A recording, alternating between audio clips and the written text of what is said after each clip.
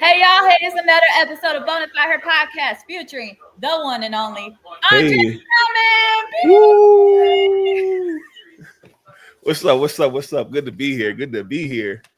Man, it's like I said, it's truly an honor. I'm just God is good all the time. It's a blessing. Come So on. come on. I So told you I was gonna pull up. I'm here. I'm here, live and direct, straight to I your know, ears. let them know for real. So let's get to it. So Andre, can you tell us like how you got to where you are in your sports story? Yeah. So basketball was my first love always, but I was never really good growing up.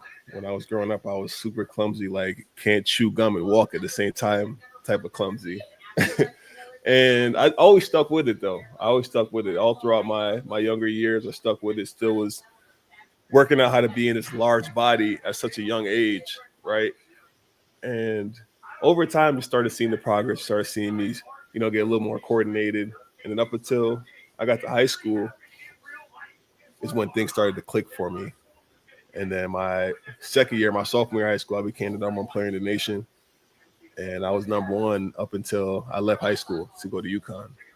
So, you know, for all you out there watching right now that might not be the best right now, stay with it, especially if you love the game too. The game is going to love you back always. So stick to it. For sure. And you went to UConn as one of the most like prestigious college basketball programs in the nation, Right. and what was that like to play under Jim Calhoun during your time? For me, it was so surreal playing for Jim Calhoun. One, because I pretty much watched him my entire childhood. Living in Connecticut, watching UConn basketball, watching everything that he's done for the state of Connecticut, and I've always had a dream to play for UConn. But crazy enough, this is actually something I don't really say much on podcasts. Like my dream school was North Carolina. Oh, So that was my dream school. I love Michael Jordan. I love wearing his Jordans. Like I wore Jordans my entire life, and I wanted to go there because I knew they would give me Jordans. But that didn't work out in my favor. My family had other plans. They didn't want me to leave the state of Connecticut, so that's why I ended up at UConn. And also, I wanted to be there too. I love Connecticut and love playing back at home. man, because like I mean, I've heard a lot of people like go on podcasts now say, "Man, UNC was my dream school." Like, I'm just like, I did not, but then it was always the Michael Jordan and stuff Right. like that. I get it. It So, makes sense. but I mean, UConn's men's basketball, it was crazy. Like back in your day, during your time, like it was just it's crazy. Like they're so great. And I think a lot of people I feel like in ways, I feel like a lot of people like to sleep on UConn's men's basketball. But if you see Because how our like girls are so dominant. yeah. Our girls team is insane. Like that. Our UConn women's basketball, the entire program is probably the best basketball program ever assembled because they do not lose. I don't know what the formula is or how they keep finding these players, but Gino, I bow down to your greatness. So what was that like, during the time for UConn's women's, it's changed all, throughout time, what was that like to see during your time at UConn with women's basketball, watching them versus like to how they are right now? So I got my first experience of like true women's basketball watching UConn's women basketball. And I think the game needs so much more love from everybody because women's basketball is so fun to watch. It's very entertaining to watch. Just how strategical these teams are when they play. And it's like real basketball. Like there's no gimmicks. It's people really trying to score the basketball without, faking for fouls or, doing the whole flopping thing, even though it's universal. I know women do it too. But I think women's basketball definitely needs far more support because it's a great game of basketball and I love seeing the ladies play. From your perspective, like what are some ways how more people can actually support, the women's game, especially like, you know, just from your perspective? I think people like you and myself, like people that really advocate for the game, just word of mouth. The more you talk about it, the more you assert yourself in that realm to really show the support. I mean, it's going to follow suit. So I think for me, I should probably definitely talk more about it because the game definitely deserves more eyes on it. Man, because you know, it's just grown a lot. Like for me, I mean, my goat for me, like, is my more to me. That's my goat of all time. Like That's crazy. That's for when mine this too. game, hey, great minds Yeah, think that's mine alike. too. I Come swear. on, Maya Moore is the goat. What is it about her game, to you that just really just stands out about her? She just plays the right way. She plays the right way.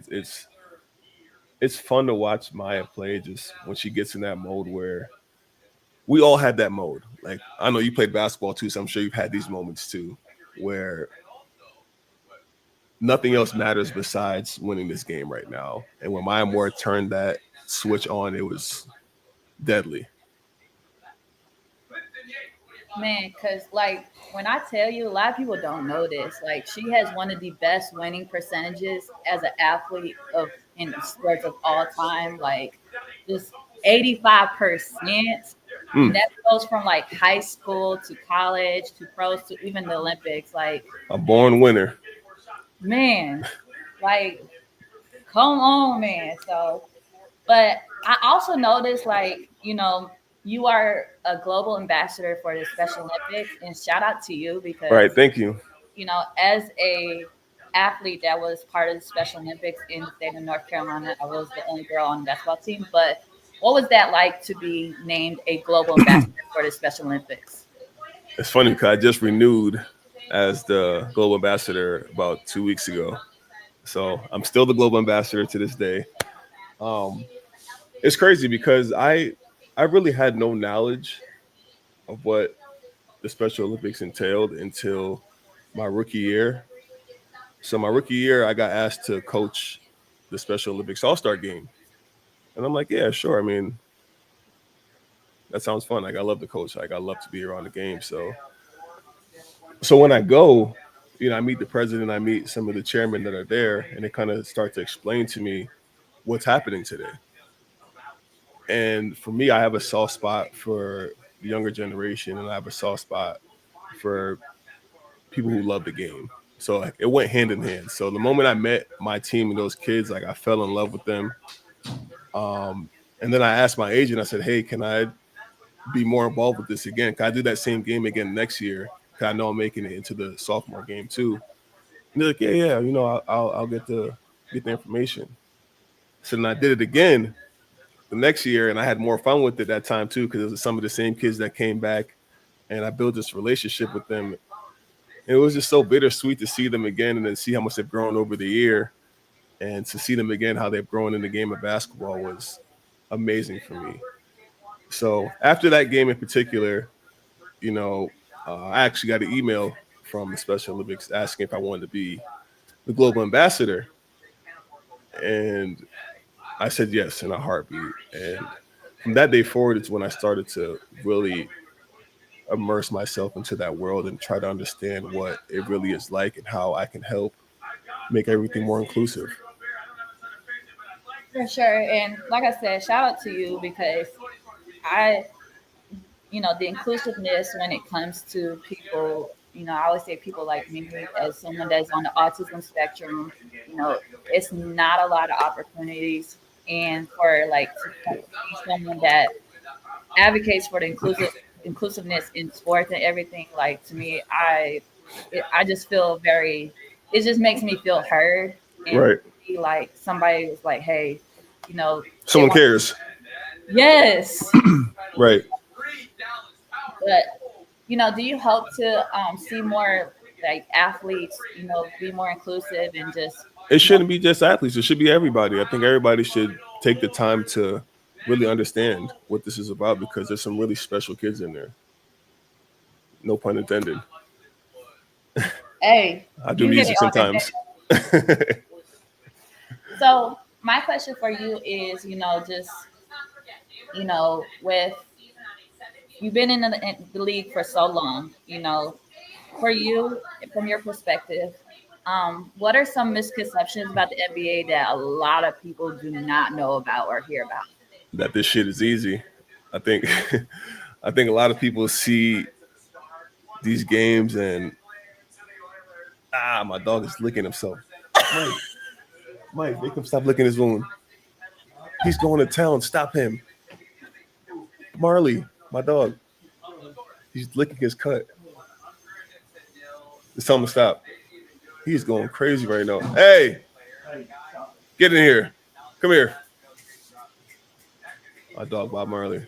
Oh, I seen you. Sit down. Take a seat. He got cut the other day, oh, and he keeps biting the bandages off I put on him. So I leave him alone for a few minutes, and he's like picking at it. But anyways, back on topic here.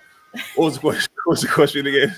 so what is like, what is the misconceptions Oh, about? misconception. Okay. Yeah, So the biggest misconception is people thinking that the game is easy, that we just go out there and we're just robots and everything is supposed to be perfect. Like they're nice that we play bad.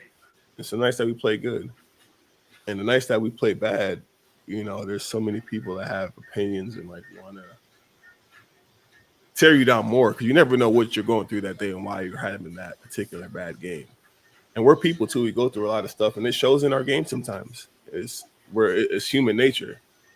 It doesn't matter how much money we make. Doesn't matter how good life is. Doesn't matter, you know, what circumstance it may be. We still feel stuff. So, Jesus, this whole moment kind of threw me off my mojo just now. I'm trying to get myself back together here.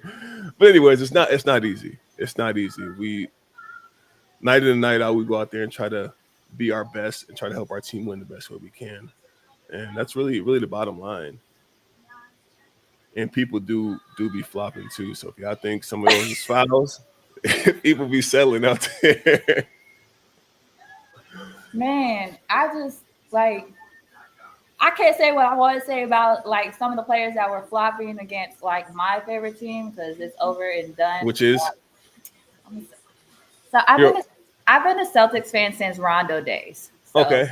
So so you're kind of an OG fan. yeah, We'll take it. to me, Rajon Rondo was to me that point guard that I really just enjoy watching. He was that point guard that He's a just magician. He's an yes, artist. Real yes, life. man. So speaking of which, like who are some of the players that really like when you competed against? Who was like the toughest matchup for y'all? Toughest matchup for me in my career. Like throughout your whole career, whether it's college and the league.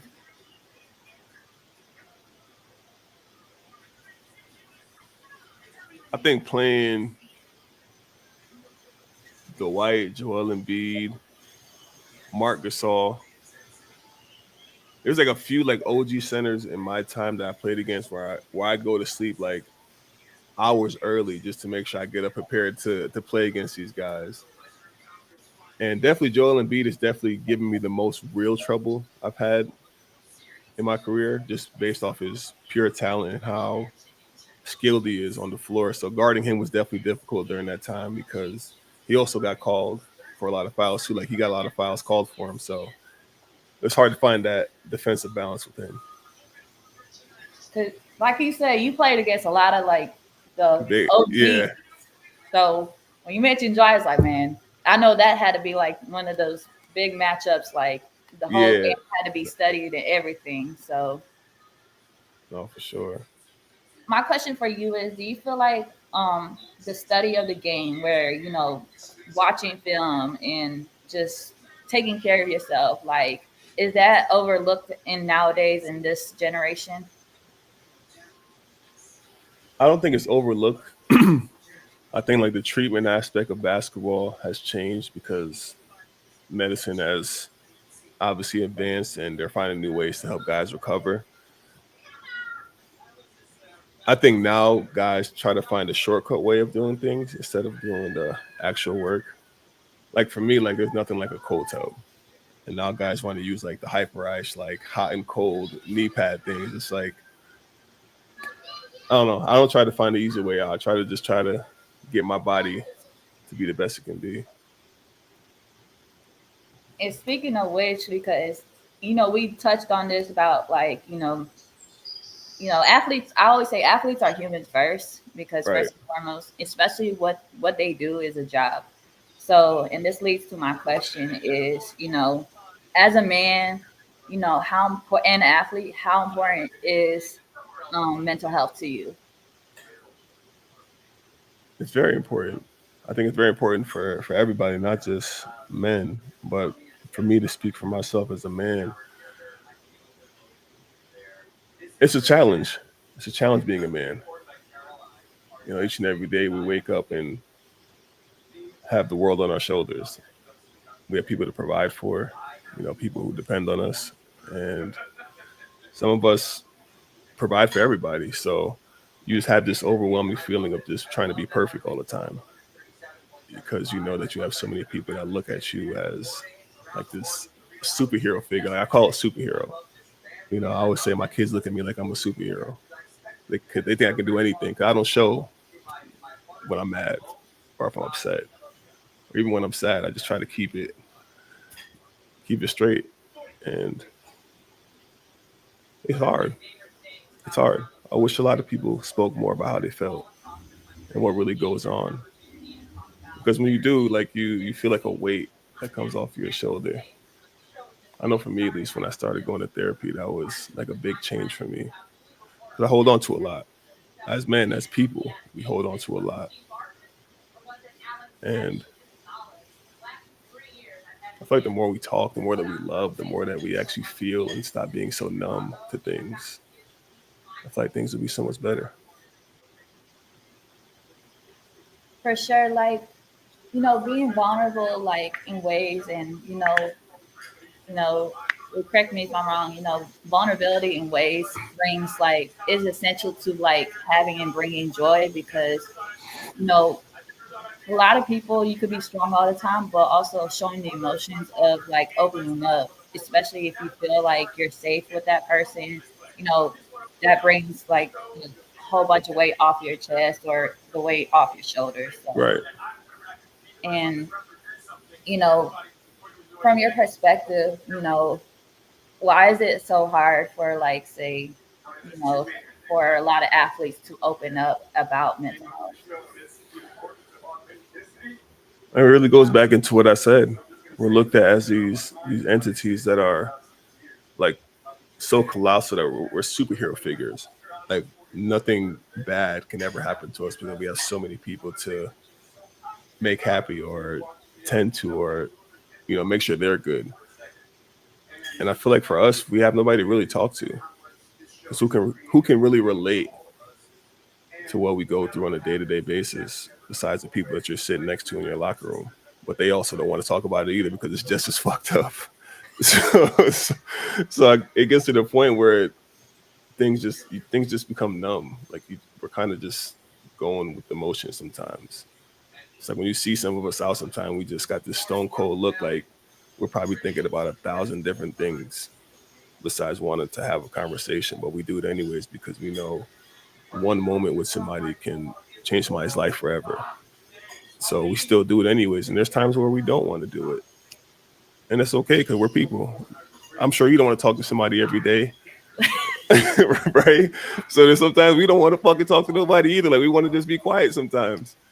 But it's okay though. It comes with it. We accept it. Well, at least I do. I can't say we. I know I accept it. And I always have done a good job of making sure, like, if somebody wants to talk to me or even take a picture, like, I always say to people, I say to the young guys too, it's 5 seconds of your life, bro. Just take the picture and make this person feel special because this is a moment they won't forget.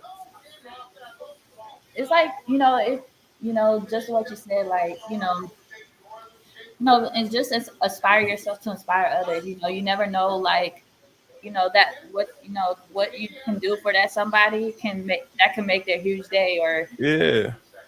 so. Like for me, I know for me, like inspiration to me is one of the biggest gifts I can, I would always love to give to somebody, whether it's just anything, Right. And one of the biggest quotes I always like really kind of read is Kobe Bryant's inspiration. Like one of the greatest gifts you could give to somebody's inspiration so they can continue to do what they love to do. Right. So, and I know during your time, Kobe was during your time, but what was that like playing during Kobe's time? Like y'all playing against each other. What was that like? You know, it's crazy. I don't think I've ever really processed playing against Kobe Bryant for 6 years. I played against Kobe for 6 years. I think did he retire in 16? 2016, yeah. Yeah. So I got a chance to play against this guy for 6 years. Well, besides the year he got hurt, it's surreal because you watch this guy on TV, you know, then it comes to me getting drafted and stepping on the same floor as him. There's a few guys that walk in a room and like it becomes silent, and he's definitely one of them. Like that's how powerful his like aura was. Just like one of those moments where like if you walk in a room, like if a person walks in a room, like everybody just be quiet, Stop just what they're doing. Just looking at this one person. I'm like, damn, this Kobe Bryant, man. This guy this guy's legendary. it's crazy and like that's it's crazy because I always say the only reason why I remember why he retired 2016 because his last game was on my birthday on 2016. Oh, for real? Yes, That's dope. the game he scored like 60 points. I'm like, well, there you go. That's That's one way to go out. right. So my question for you is, family plays a huge part for you. Right. How has it played, a huge part when it comes to both on and off the court? Yeah, my family's everything. I brought my mom and sister with me when I got drafted to Detroit, and they've been with me the whole way for the whole ride. And I don't think I would be where I am now or doing what I'm doing now without my mom and sister. Forever grateful for the sacrifices they both made to help me get to this point in life where you know I'm able to take care of my family for the rest of their lives and my life and my kids' lives and theirs too. So my family means everything to me. Would you say they're like one of the biggest motivations, the people that inspire you to keep going, like both off Definitely, the court? definitely. Even if I wanted to quit, my mom and sister would never let that happen. I just have a really good core group of people in my life that have really pushed me to be the best version of myself. That is always the best part. If you surround yourself with those who like really fully appreciate you fully, Right, like that is the best thing, especially like just for you and your well being. Like surround yourself with those that uplift you, encourage you, just fully appreciate you fully. right. So so my question for you is though, you know, if you had a whether it's a phrase or a word to describe your journey like so far with everything, what would it be? A phrase or a word.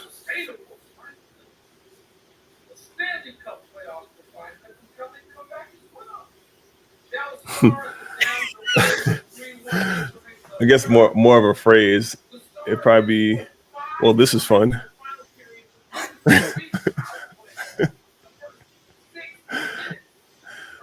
And I say that because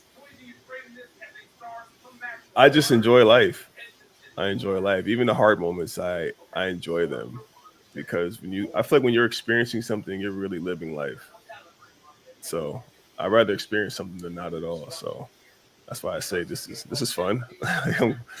I'm experiencing stuff. Like life is good. Hey, that What would is you what would yours be? That's a great question, man. I would say, you know, just never delay gratitude, to be honest. Never delay gratitude. I like that. I actually, what is crazy is I learned it from a reading about it from a book that Chris Paul wrote, and he talked about it from his college coach that never delay gratitude. I think for me, you have one life to live. Right. You make it count, but also, whatever happens to you, whether it's something good, happens to you, you want to let someone know, especially how much they mean to you or how appreciative you are to them. Because, like I Right. said, it goes back to making a huge impact on somebody, inspiring. So that's why I always want to tell like the people in my life, whether I meet them or how long I've known them, hey, like I really appreciate you what you've done, like, and I just, I just hope it makes sense, like Of just course. so. That is a great question. that See, is you a think I was gonna ask you that? that is a great question. So so when it comes to sports and like both on and off the court for you, like how important is representation when it comes to sports both on and off the court? How important is representation? In terms of like having an agent? So it could be with either agent or just be like, say, someone that looks up to you and just sees you as like, Oh, hey, okay. Like how you want to be. Yeah. Okay, I can answer both, I guess. So for me, like when people see me, I always want them to feel welcome. Like they can approach me and say whatever they want. At the end of the day, I've heard some crazy stuff in my time. Like people, like when they have those moments to like say stuff to me, I've had a lot of random and crazy things said to me.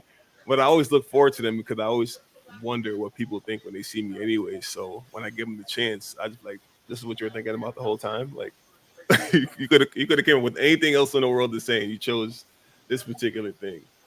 But for me, I try to carry myself in the best way possible. My mom has definitely, embedded that in my mind the way so I can carry myself the right way always, no matter where I'm at. When I greet somebody, yes sir, yes ma'am, I open the door for people, especially for the elderly or women. Make sure I open the door for them. I just come from a good home, so I know how to carry myself. let the church say amen. So it's like we love a man that will open the door for a woman. We Come love on, it. So I always here's the thing though. Man, I just wish NIL had happened during your time. I ain't gonna man, lie. this shit. Me too. Me So too. what is your input about the NIL? Like with everything that is going on, like what is your input on it? I think it's good and bad. I think it's good because about time players are being compensated for the work that they do at these colleges because a lot of colleges make money off of the players and the players are getting nothing in return. So I support it in that sense. And it's crazy. I had this conversation today with somebody. I said they should cap the money. I think giving like 16 to 17-year-olds and 18-year-olds millions of dollars before they stepped on a college campus is insane to me. I think the cap should be 800,000 and below for everybody because it keeps it at an even playing field. And I feel like now guys are just like leaving schools just to leave schools with no real reason because the money's better somewhere else. Like nobody's thinking about winning anymore. So yeah, I don't know. I mean, I think it's good and bad. I think it has its positive, and obviously with every good, there's bad too. So that's just my view on it. What do you think? So it's crazy because I did a whole paper about this when I was in college. Right, And I would always ask like some of my people that were at NC State at the time. They always wish they would get paid for what they're doing right, because when you see everybody wearing your jersey and stuff, and you're wondering where can I get compensated? It's right, but I think it's about time they got compensated for their name, image, and likeness. But I right. definitely see what you mean, like just to offer to like go to the school and hey, we'll offer you this if you commit to that school. Like, what Right. if that wasn't the school they really wanted to commit? Right. That's why you should cap it. So I think nowadays, like there are certain states now they're allowing like say prep high school that are going to get NIL. I Right. think I think that's a hit and miss because teenagers at these days, like a lot of them, like you're gonna have to go through the parents to give them that money, and some Right. teenagers may not know like what to do with that money. So, That's where the trouble starts. and I just think, like I said, I think it's good and it's great in the aspect that the players are getting compensated for their name, image, and likeness, and they're able to build brands around them. Right. I think the only thing about it is just like you said, like, some people are going in the transfer portal just to like, hey, you know, if I, commit to this school, I need to get this type of money. Like, Right. and these days for me, I'm a winner. I want to win in a program, regardless, just Right. If that's the case, go play overseas if you're just thinking about money. I mean, I just want to win. I mean, Just I will saying. stay I will stay at this school and help y'all win. Like that's it. So, but I always ask my guests this question because so Bonafide means authentic, unique, and I always ask the males like the Oh, that's it. authenticity. This is my Yeah. blueprint for today. It's just raw and real. My podcast is raw and real. It's unfiltered. So I that's love that. how. So what makes Andre Drummond authentic, and what makes your story just really stands out from others? I grew up like some of you. I think that's what makes me authentic. I grew up like a lot of people that are probably watching this or still going through it now. I'm a real person. I didn't have a silver spoon. I didn't have everything given to me. I slept on the couch growing up. I was too big for a bed. Uh, I'm raw. I'm raw. I'm not afraid to speak my mind and say what I feel. You know, sometimes the things I say get me in trouble sometimes, but at least I'm saying what I feel. And I think that's what makes me authentic because I'm unapologetically myself. Unapologetically myself. There we go. Let's That's say too that one real, time. man. Unapologetically yourself. That is too real, man. That's For too sure. real. And That's it's crazy because you say, you gonna explain how you feel. I always say, a closed mouth ain't gonna get fed. So that's what they what's on your say. mind? Just Speak it. I just, because it hurts bite your tongue, especially if you're trying to explain something and like Right. somebody. So I was like, you know what? I'm gonna just say how I feel at this point. If people can take it or leave it, if you like it, I love it. It is what it is. Right on. I ain't gonna lie, I love your TikTok. They be so fire. I just had to Thank take. you. I I had to. appreciate that. I'm The actually about to con- get on. I might get on right now. As soon as we're done, I'm gonna jump off for a little bit. I got a story to tell. oh, I'm here for it too. I So appreciate that. Audrey, can you let the folks know how where they can follow you and find you, and if there's any upcoming like events happening for you? Well, you can follow me on all platforms at Andre Drummond. Instagram is Drummond. Twitter X now is Andre Drummond. TikTok is Andre Drummond, if I'm not mistaken. And upcoming events, I have a camp in August in Middletown, Connecticut, where I'm from. August 1st and actually August 2nd and 3rd.